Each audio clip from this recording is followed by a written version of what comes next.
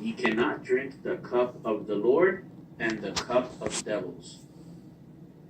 Ye cannot be partakers of the Lord's table and of the table of devils. When it comes to Halloween, it is especially important for you as a parent to understand how demonic Halloween truly is. It is an occult holiday where the demons are manifesting right before your very eyes.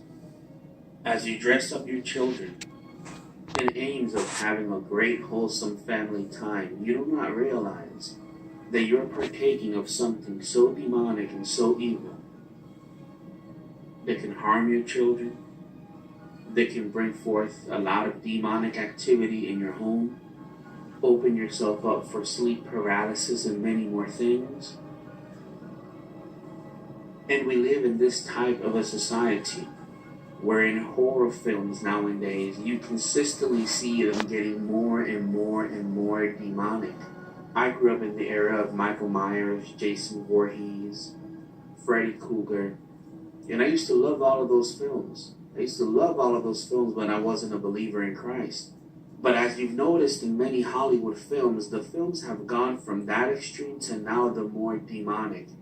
It is the aim of Satan to slowly desensitize you to witchcraft, to slowly desensitize you to the occult. This is why the scriptures tell you, 2 Corinthians 11:14, and no marvel, for Satan himself is transformed into an angel of light. It has been a slow indoctrination into the occult. In Halloween, it is especially extremely evil. Many witches believe this is their new year. Many witches during this day are performing rituals, sacrifices, and many more occult things. But the devil has tricked many churches, forgetting 3 John 11. Beloved, follow not that which is evil, but that which is good. He that doeth good is of God, but he that doeth evil has not seen God. And you cannot mix the holy and the profane just because your child is interested in doing Halloween. And if you can teach your child from a very early age the wickedness of Halloween, you train your child up in the way that he or she should go, because that is your responsibility as a parent. The topic of trick or treat. Study the origins of Halloween. When you study the origins of Halloween, you can take them all the way back to the Tower of Babel with Nimrod and Semiramis. I made a very detailed video on this last year. Children love candy. Take away the candy, they probably wouldn't want to be scared at all. In some Wiccan traditions by Simon, the goddess has entered into her incarnation of Crone. This is the goddess that rises up in Easter, Ishtar, the queen of heaven, which God prohibits you from worshiping. But in this point in time during this year, Wiccan traditions, some of them tell you that she is entering into her incarnation of Crone. She is the old one, the earth mother, the wise one we turn to when we need advice according to Wiccans. According to Wiccans, she teaches us that we must let go in order to move on. So at this particular time of the year, during Halloween, the god at Semen is the horned one, the stag of great antlers, the god of the wild hunt. He is the animal that dies so that we may eat, and the grains and corn that once lived in the field before our harvest. They worship the god of the wild hunt, a god that has antlers. This is typical of Babylonian traditions. This is typical of Baal worship, for them to worship horned gods. And he is the god of the wild hunt. And Nimrod was a mighty hunter. Brothers and sisters in the Lord, Halloween, yes, we can trace him back to the Druids, but it even goes even further than that. It is very demonic to the core. How did these ancient traditions survive into our modern era? In Western culture, they were preserved by, of all people, Christians. In a bizarre twist of history, as Christianity spread, It adopted and reimagined pagan folkways rather than try to stamp them out. This made it easier to convert pagans. A key pagan festival destined to get a Christian makeover was Lemuria, when celebrants placated the dead, culminating on May 13th. Of all the different days that they have in the Roman calendar to celebrate the dead, it was the spookiest. So on the Lemuria, what are called the larvae, the ghosts of the departed, would come up and haunt people. To quell the dead, pagan Romans poured milk onto their graves or offered them little cakes. But the church co-opted Lemuria in 609 AD, turning May 13th into All Saints' Day, a day to honor the most holy of dead Christians. Setting aside this day was an attempt to Christianize this very pagan festival, and yet at the same time what it did was it kept a lot of the same themes going. The Christianized version of Lemuria was such a success that church leaders made a decision that eventually gave rise to Halloween. They moved All Saints, or Hallows Day, to November 1st to drain the life out of pagan Samhain. Because Samhain fell on the night of October 31st, before All Hallows Day on November 1st, people started calling Samhain All Hallows Evening, the evening before All Hallows Day. This shortened into All Hallows Even, and finally into Halloween. And then, to be safe, the church went one step further, adding a holiday to honor not just saints, but everyday Christians. November 2nd became All Souls Day, a church-sanctioned holiday to honor the departed. When you send your child trick-or-treating, the point of trick-or-treating to the Druids and other traditions, they believed that during this day, that evil spirits were roaming the earth. Evil spirits were roaming their towns. There was a time where the weather was very cold. Crops were not growing properly. So they associated that with the dead.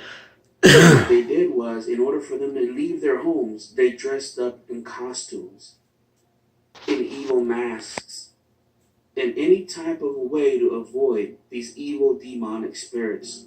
But it went worse than that. On that day, they would actually leave treats in front of their homes in the forms of vegetables, groceries, and so forth, as sacrifices so that the evil spirits would not harm them. If you look at different traditions, it was even darker than that. Human sacrifices were involved. Witchcraft was involved. Animal sacrifices were involved, all in the name of these demonic spirits. They did not overcome evil with good in the sense of Jesus Christ. They did it with evil. That's how witchcraft works. There are a lot of people that turn to Santeria, which is witchcraft, to combat evil, instead of turning to the true power, which is Jesus Christ. So when someone knocks on your door and they say, trick or treat, think about the words alone. Hey, I'm going to trick you if you don't give me a treat. That's manipulation, first of all. Aside from that, think of what you're doing when you're giving them candy. You're giving them a sacrifice so that you can ward off those bad spirits. Now, of course, you can say you're taking it to the extreme, Tally. I understand that you may say that, and I realize that, but all I'm showing you is the origins of all of this stuff. I'm not necessarily telling you that you're sacrificing anything. But solely, ghouling, all of these traditions are not of God. The jack-o'-lantern, there are many believers that are watching this that have the jack-o'-lanterns in front of their homes. According to the legend, Jack was a man who played a lot of tricks upon people. And long story short, he made a deal with the devil that the devil will not take him to hell. Okay? So when he died, he tried to make it to heaven. And he couldn't make it to heaven. He couldn't go to hell. He couldn't go to heaven. So he was stuck here on earth, roaming the earth.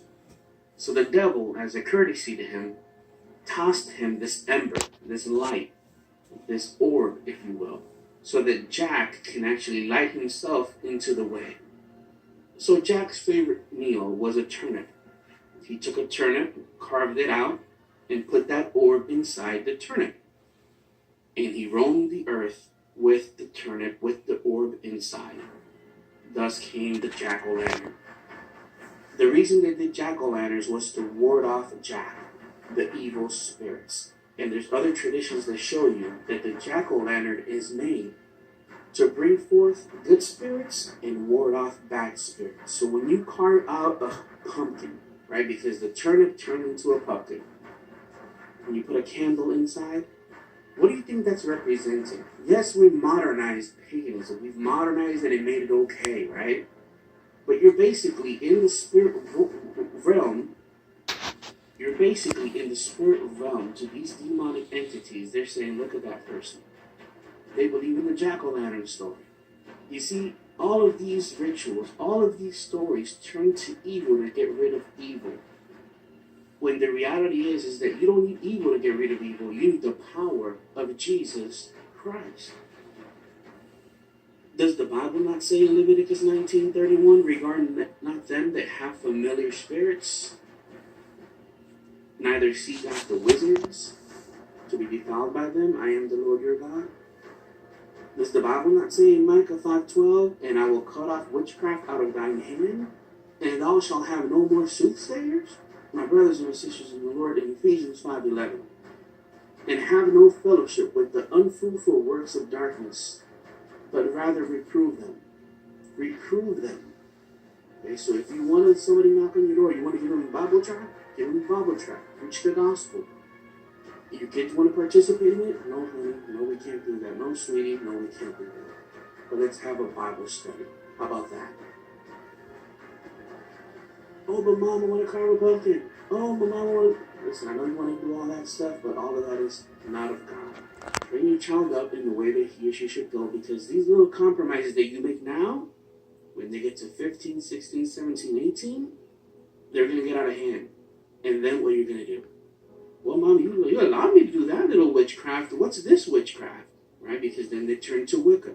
And this is not about being extreme in these senses. You have to understand that you also have to protect your children. A lot of the candy that you get from Halloween, you don't know if that's tainted or not. Many kids actually are abducted during Halloween for a lot of satanic purposes. We sometimes do not understand how evil things really are because Satan has modernized things and made it okay and cool. I've had Christians tell me, I'm not going to do the evil stuff. The evil stuff I'm not going to do. But I'm still going to go to a Halloween party in places full of witches, which are out there loving it. This is their New Year. How do you celebrate New Year's in America? You have parties, fireworks, hugging each other. Wow, it's here. That's how they view it. It's the rise of the horned god. So, may God bless you. I hope this at least warns some of you parents out there before you go trick-or-treating. I love you very much in Jesus Christ. Remember, our website is always there for you. If you have prayer requests, there's a button on there for you to put prayer requests. Thank you for always passing by. Keep my family in prayer. Thank you for your support, for your kindness, for anything that you ever do.